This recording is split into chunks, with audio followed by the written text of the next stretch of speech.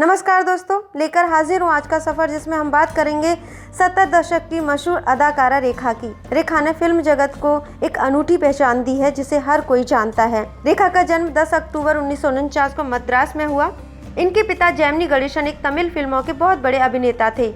इनकी माता पुष्पावली भी तमिल फिल्मों की एक बड़ी अभिनेत्री थी।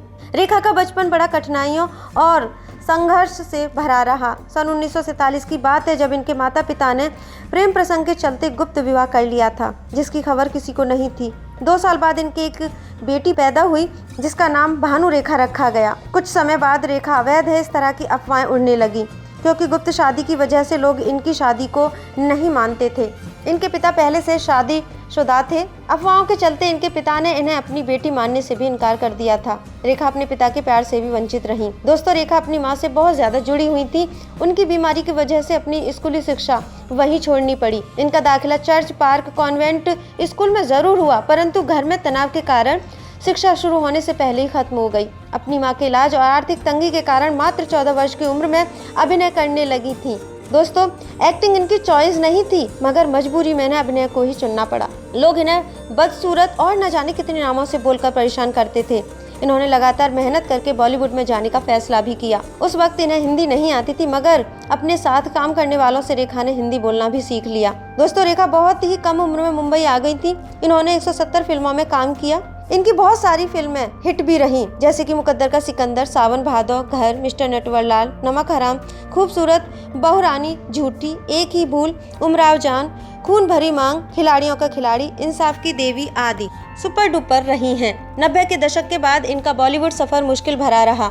इनका बॉलीवुड का सफर बहुत कठिन था, पर इन्होंने हर मुश्किल का सामना करते हुए हर किरदार को जिया है। दोस्तों, इनके विवाह को लेकर काफी अफवाहें रही हैं। कभी इनका नाम विनोद मेहरा के साथ जुड़ा, तो कभी नवीन निश्चल, किरण कुमार, संजय दत्त, अमिताभ बच्चन के साथ चर्चा में रही। रेखा और अमिताभ बच्चन की जोड़ी तो सुपरहिट जोड़ी भी रही। लोग इन्हें बहुत ज्यादा पसंद करते थे। इनके प्यार की चर्चा की वजह से अमिताभ की पत्नी जया बच्चन बहुत नाराज हुई और एक दूसरे के साथ काम करने से भी मना कर दिया। तब से अब तक इनकी कोई फिल्म एक साथ नहीं आई है। सन 1990 में दिल्ली के बहुत बड़े उद्योगपति मुकेश अग्रवाल से इन्होंने शादी की थी। इनका यह संबंध भी ज्यादा समय तक नहीं रहा, क्योंकि इनके पति ने लंदन में आत्महत्या की थी। इसके बाद एक बार फिर इनका जीवन कठिनाइयों से घिर गया था।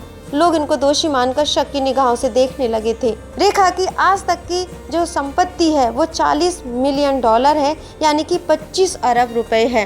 इन्हें न जाने कितने अवार्ड से भी नवाजा गया है। कई बार तो lifetime achievement award, Padma Shri, best actress, style diva आदि अवार्ड से सम्मानित किया गया है। दोस्तों, इनके जीवन में कई उतार चढ़ाव आए, जिनकी वजह से अक्सर ये विवादों और चर्चा में बनी रही।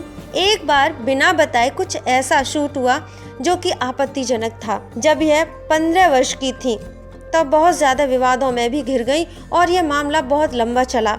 इसके बाद सिंदूर को लेकर भी कई विवाद हुए कि जब पति नहीं है तो सिंदूर किसके नाम का लगाती हैं। इन विवादों के बीच इन्होंने बहुत कठिनाइयों में अपना समय बिताया, हंसते हुए डटकर इन सब का सामना भी किया। रेखा के फेवरेट एक्टर जितेंद्र और एक्ट्रेस मुमताज की शूटिंग मुंबई में अक्सर हुआ करती थी, जिसे देखने के लिए कुछ भी करती थी। और तो और 2 बार इन्होंने पुलिस के डंडे भी खाए। इनको कविता लिखने का काफी शौक रहा है, जो आज भी है।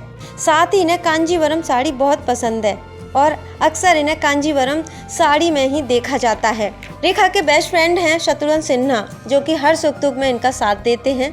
रेखा राजनीति से भी जुड़ी हुई हैं। इनको food consumer affairs and public distribution committee का मेंबर भी बनाया गया था। तो भाई, इस प्रकार इनका जीवन है, जिसमें हर रंग हैं, खुशी गम सभी तरह की कठिनाइयाँ, जिनका सामना ये अकेले करती आ रही हैं। 70 से आज तक ये उतनी ही खूबसूरत और चेहरे पर वही मुस्कान जिसका लोग आज भी दीवाने हैं, कल भी थे और शायद आगे भी रहेंगे। तो दोस्तों, आज के सफर में बस इतना ही। आगे के सफर में फिर मिलेंगे एक नई कहानी के साथ। तब तक के लिए नमस्कार।